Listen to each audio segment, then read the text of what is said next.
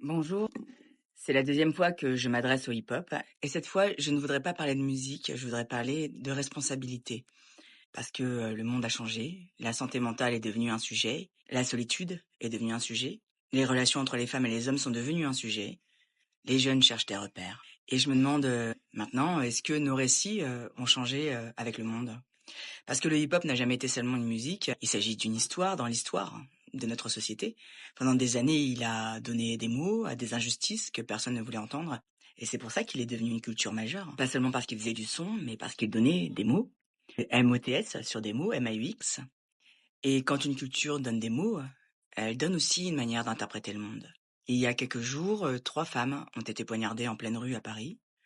Alors, je voudrais être très clair, je ne dis pas que ce drame prouve que le hip-hop aurait une responsabilité. Ce que je dis, c'est qu'il ravive une question qui nous habite depuis longtemps, l'autre partie du monde, les femmes.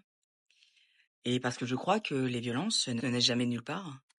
Elles sont presque toujours précédées par des récits, et c'est précisément dont je voudrais parler aujourd'hui. On passe énormément de temps à analyser les violences, beaucoup moins à analyser les récits qui rendent parfois certaines violences pensables, voire acceptables. Et je crois pas que nous ayons un problème de masculinité, je crois que nous avons un problème de modèle. On apprend encore beaucoup à des garçons à ne pas perdre, à contrôler, à ne pas pleurer, à conquérir.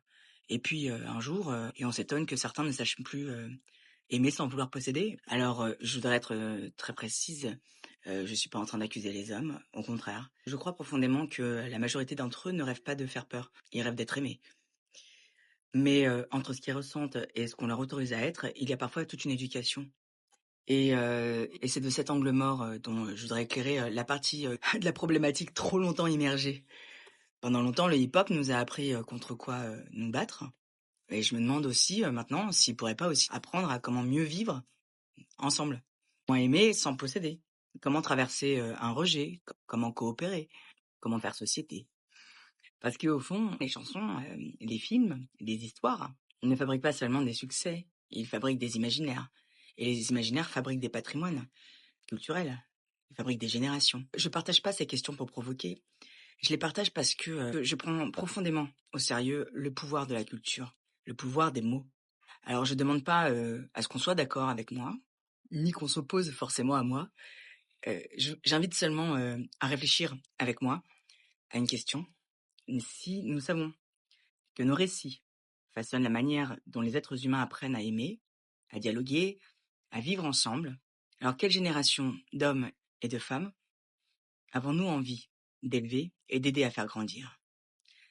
Parce que les cultures les plus influentes ne sont pas celles qui fabriquent les artistes les plus célèbres, ce sont celles qui donnent envie de devenir les êtres humains les plus libres. Et je peux en parler parce que j'en fais partie. Et j'ose espérer que certains artistes qui, eux, m'ont donné aussi ces outils, sont encore de cette école.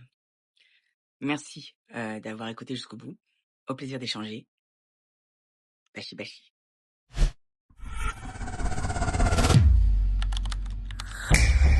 Quand le monde demande des comptes, Ne rien faire, c'est nous qu'on abandonne. Mes frères, si tu continues à concevoir ce monde de la même manière que l'année dernière, comment croire qu'on ne revivra pas ce que l'histoire raconte depuis des siècles mortifères? Si l'inertie du peuple en nombre ne prend pas le pouvoir, comme dirait l'ancien soldat qui était mon père, ce sont librement des acharnés qu'on laisse parler, mon frère. Des fous empressés qui font de la peur un canevas pour casser tout ce qu'on ne pourra même plus recréer. C'est rien d'autre que l'extinction de ce qui est si joli, de ce monde, toi, moi, lui, le voisin, des enfants, les tiens, les miens, qui jamais ce monde, les cœurs sans peur ne le connaîtront. si on dit rien, Alors on signe. à chercher loin